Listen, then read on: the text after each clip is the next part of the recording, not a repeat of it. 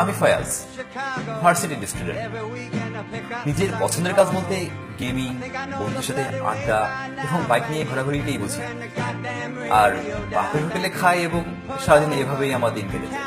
আর হ্যাঁ, আর 5টা ছেলের মতো আমি একটি মেয়েকে ভালোবাসি, সে ঐশী। কি এমন নেই যা আমি ঐশীর জন্য করতে পারি না? ফ্রেন্ড সার্কেলের অনেকেই বলে ক্যারি অন করো, আবার অনেকেই বলে তোদের এই সম্পর্কটা হয়তো ঠিক না। তবে বেশ কিছুদিন ঐশীকে ক্যাম্পাসে দেখছি না, ওর ফোনটাও অফ।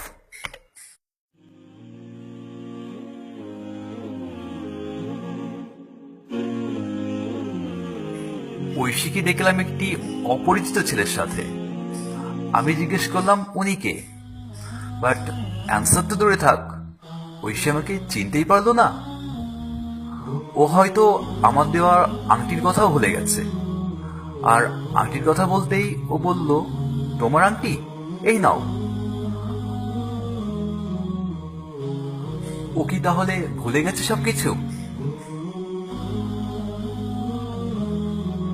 ও আমাকে ছেড়ে এভাবে চলে গেল? একবার পেছনে ফিরেও দেখলো না? আমি কি তাহলে ব্যর্থ?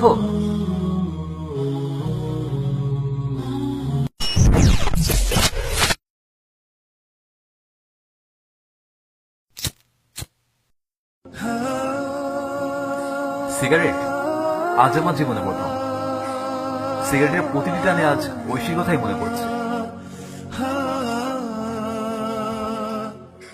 কি এমন ছিল না যেটা আমি ওর জন্য করতে পারিনি?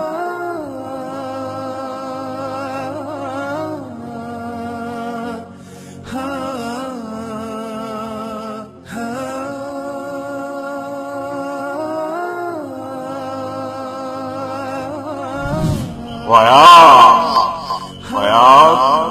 কি হলো? ঐশী চলে গেছে তোর জীবন থেকে?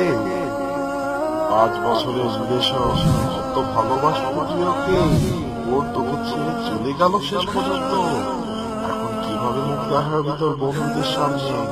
যা ফয়াজ, যা, তুই নিজেকে শেষ করে দেখিয়ে দে তুই ঐশীকে কতটা ভালোবাসিস। ফয়াজ, দেরি করিস না ফয়াজ, যা, নিজের মান সম্মান রক্ষা কর। এই ছাড়া তোর হাতে আর কোনো পথ খোলা নাই। যা ফয়াজ, যা, দেরি করিস না।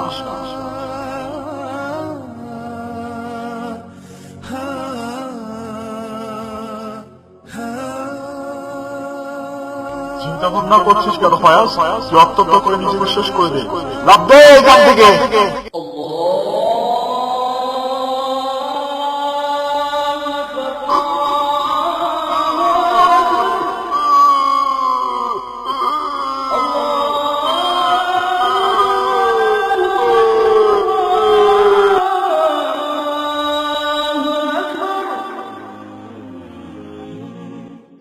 আসসালামু আলাইকুম। আমি আপনাদের সাথে 2টা মিনিট কথা বলতে চাই, যদি কিছু মনে না করেন। আমাদের সৃষ্টিকর্তা মহান আল্লাহ তাআলা, তিনি আমাদেরকে উত্তম ভাবে সৃষ্টি করেছেন, কিন্তু কেন? অবশ্যই তার ইবাদতের জন্য। তাই আমাদের উচিত তার ইবাদত করা। সালাত হচ্ছে ইবাদতের সবচেয়ে বড় মাধ্যম। দেখুন, মসজিদে কি সুন্দর আজান হচ্ছে এবং আজানের মাধ্যমে আমাদের ডাকা হচ্ছে সালাতের জন্য। চলুন ভাই, আমরা সালাত আদায় করে নিই। আল্লাহ তাআলা বলেন, নিশ্চয় সালাত মানুষকে অশ্লীল এবং অসৎ কাজ থেকে বিরত রাখে। এটা আমি কি করছি? নিজের জীবন কখনো অন্যের জীবনে পরিপূরক হতে পারে না, কারণ জীবন তো একটাই।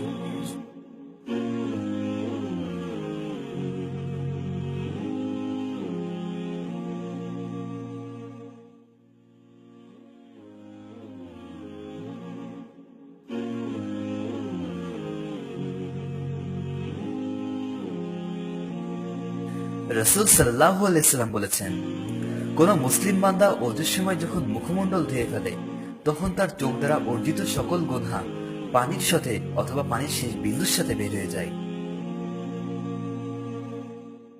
যখন সে 2 হাত ধৌত করে, তখন তার 2 হাতের স্পর্শের মাধ্যমে অর্জিত সকল গুনাহ পানির সাথে অথবা পানির শেষ বিন্দুর সাথে বের হয়ে যায়।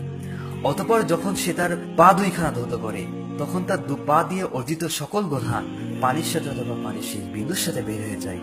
এভাবে সে যাবতীয় গুনাহ থেকে মুক্ত হয়ে যায়। রাসূল সাল্লাল্লাহু আলাইহি ওয়াসাল্লাম আরো বলেছেন, তোমাদের মধ্যেকার কেউ যদি উত্তম রূপে ওযু করার পর কালিমা তাইয়্যিবা পাঠ করে, তাহলে তার জন্য জান্নাতের 8টি দরজা খুলে দেওয়া হয়। সে ইচ্ছা করলে এর যে কোনো একটি দরজা দিয়ে জান্নাতে প্রবেশ করতে পারবে।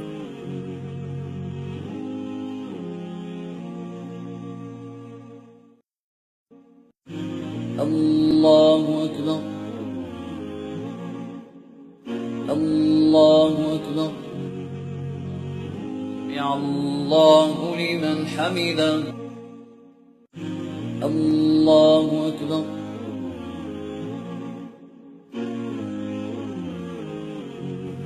السلام عليكم ورحمة الله السلام عليكم ورحمة الله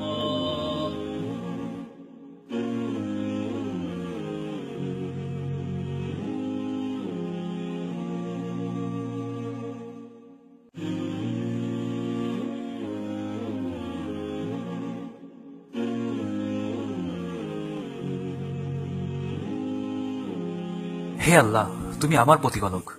তুমি আমাকে সৃষ্টি করেছো তোমার ইবাদত করার জন্য, কিন্তু আমি তোমার আদেশ নিষেধ না মেনে অনেক পাপে লিপ্ত হয়েছি। আমি জানি না যে কিভাবে মাফ চাইলে তুমি আমাকে ক্ষমা করবে, তবে আমি জানি তুমি ক্ষমাশীল এবং দয়ালু। আমার গুনাহগুলোকে মাফ করে আমাকে নেককার বান্দা হওয়ার তৌফিক দান করো, আমিন। রাসূল সাল্লাল্লাহু আলাইহি ওয়াসাল্লাম বলেছেন, যখন বান্দা গুনাহ স্বীকার করে এবং অনুতপ্ত হয়ে তওবা করে ক্ষমা চাই, আল্লাহ তার তওবা কবুল করেন এবং তাকে ক্ষমা করে দেন।